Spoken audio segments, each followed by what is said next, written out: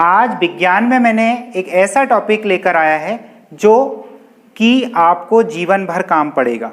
जब भी आप विज्ञान की पुस्तक खोलोगे तो इसके बिना कुछ भी अलग से नहीं पाओगे। मतलब हर जगह विज्ञान में एक टॉपिक की बहुत बहुत बहुत जानकारी होना जरूरी है, वो है आवर्त सारणी। आवर्त सारणी को बनाना, उसको याद करना और फिर आवर्त सारणी का उपयोग करना। आवर्त सारणी के अलग अलग भागों से संबंधित प्रश्न आते हैं, अलग अलग तत्वों से संबंधित प्रश्न आते हैं, अलग कौन सा तत्व किस नंबर पे होता है, आवर्त सारणी किसने बनाई, आवर्त सारणी के क्या क्या गुण हैं, गुणधर्म है, ये सारे क्वेश्चन बहुत सारे आते हैं। तो हम आज पढ़ने वाले हैं आवर्त सारणी के बारे में। तो चलिए स्टार्ट करते हैं आज की अपनी ये विज्ञान की क्लास।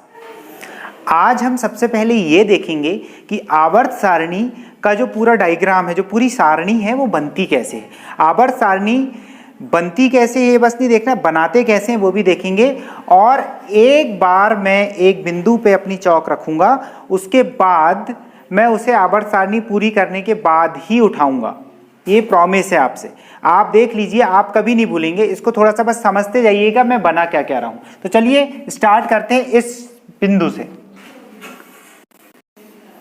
1 2 3 4 5 6 और ये 7। 1 2 3 4 5 6 और ये 7 डिब्बे हमने बनाए। इस डिब्बे से हम बाजू की लाइन चालू करेंगे। अब 1 2 3 4 5 6।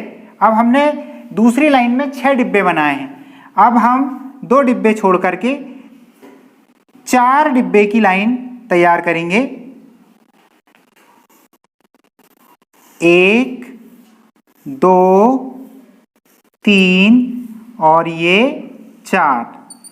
फिर 4 4 वाली हमको 10 लाइनें तैयार करना है।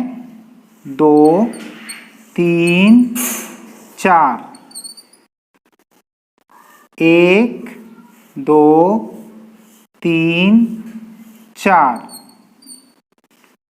1 2 3 4। 4 4 की हम 4 लाइन बना चुके हैं अब तक। 1 2 3 4। फिर 1 2 3 4। 1 2 3 4। देखिए बार बार मैं गिनकर इसलिए बता रहा हूं कि आप भूलें ना, और इसी क्रम में इसी टाइप से अपने बनाना है। हम बना चुके हैं 1 2 3 4 5 6 7 लाइनें, मतलब 3 लाइनें और बनाना है। 1 2 3 4। 1 2 3 और ये 4। फिर 1 2 3 और ये 4। अब हमें 6 लाइनें और इस टाइप के डिब्बे, 6 डिब्बों की लाइन बनाना है, लेकिन उनमें अब 6 डिब्बे होंगे। तो चलिए स्टार्ट करते हैं। 1 2 3 4 5 और ये 6। 1 2 3 4 5 और ये 6। 1 2 3 4 5 और ये 6। 1 2 3 4 5 और ये 6। 4 लाइनें हो गई हैं, 2 लाइनें और।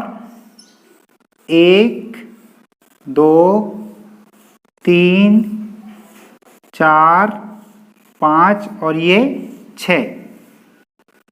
1 2 3 4 5 6 और लास्ट वाले में हमें 7 डिब्बे बनाना है।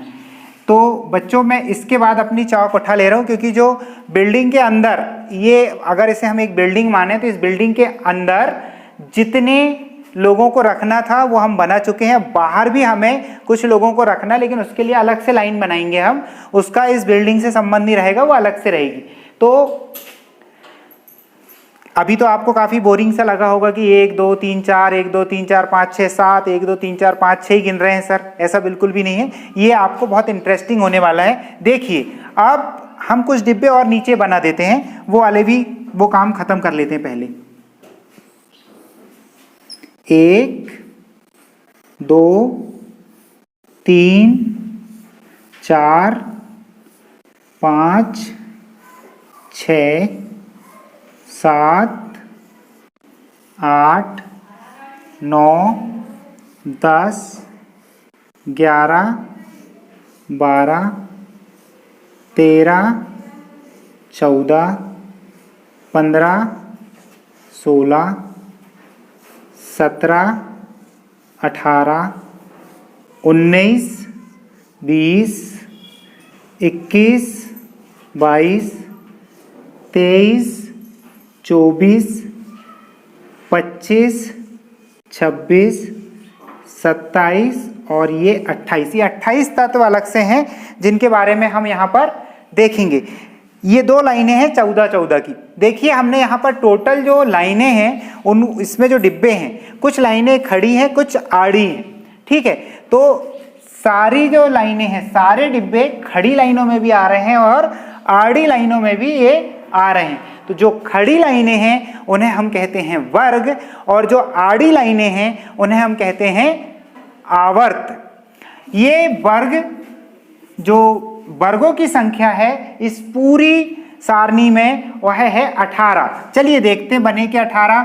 1 2 3 4 5 6 7 8 9 10 11 12 13 14 15 16 17 एंड 18। 18 खड़ी लाइनें हमने देख लिए, खड़े डिब्बे देख लिए। अब जो आड़ी लाइनें हैं उनकी संख्या होनी चाहिए 7। चलिए देखते हैं।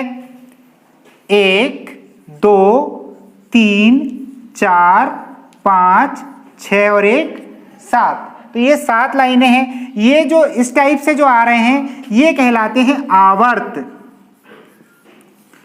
और जो इस तरफ में इस टाइप से आगे चल रहे हैं ये कहलाते हैं वर्ग।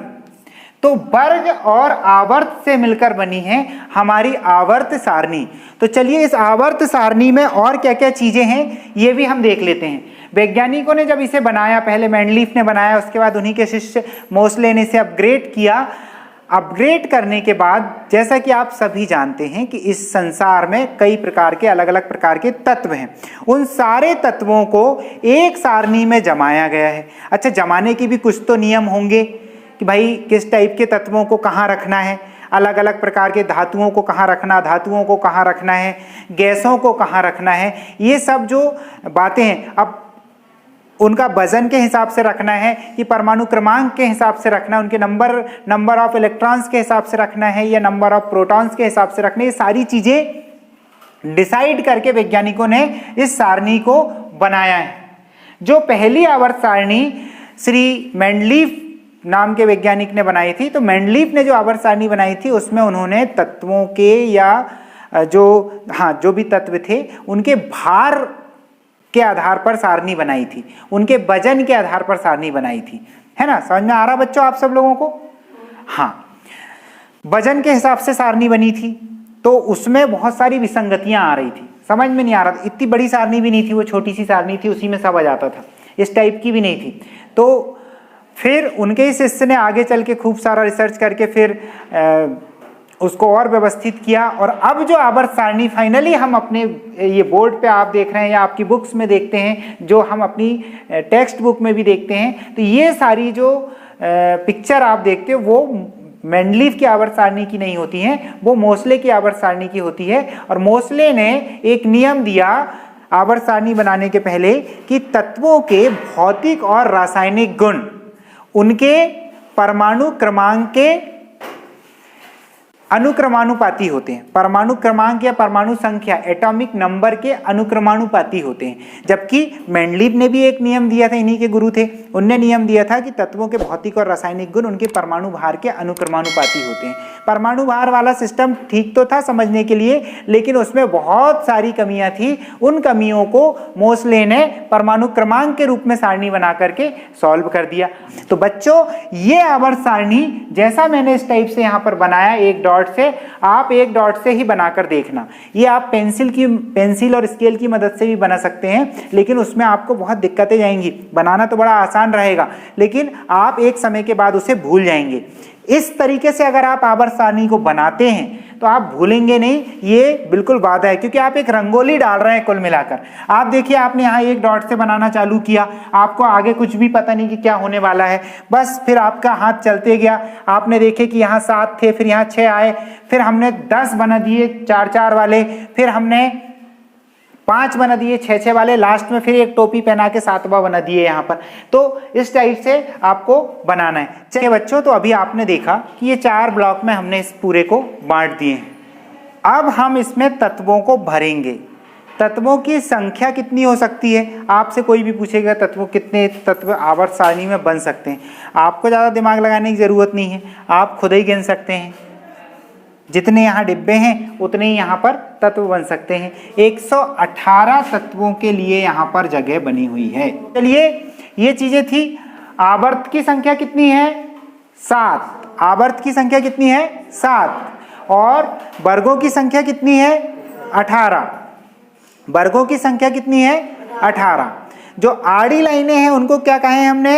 आवर्त। जो खड़ी लाइनें हैं उनको क्या कहें हमने? वर्ग। चलिए, अब हम बात करेंगे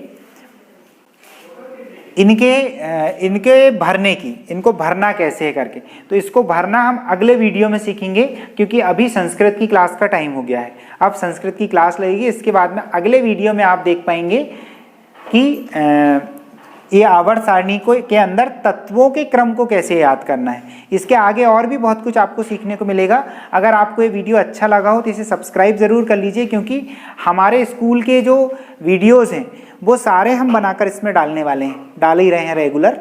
तो आपको काफ़ी सारी चीज़ें सीखने को मिलेगी। कक्षा 1 से कक्षा 10 तक के वीडियोस हम इसमें डालेंगे। अभी कक्षा 9 और कक्षा 10 के हम वीडियो इसमें डाल रहे हैं। जो लोग प्रतियोगी परीक्षाओं की तैयारी कर रहे हैं, NCERT की तैयारी कर रहे हैं, तो वो इन वीडियोस को ज़रूर देखें, क्योंकि ये सारा जो यहाँ पे हम पढ़ा रहे हैं वो NCERT बुक्स का ही सार है। मिलते हैं अगले वीडियो में। नमस्ते।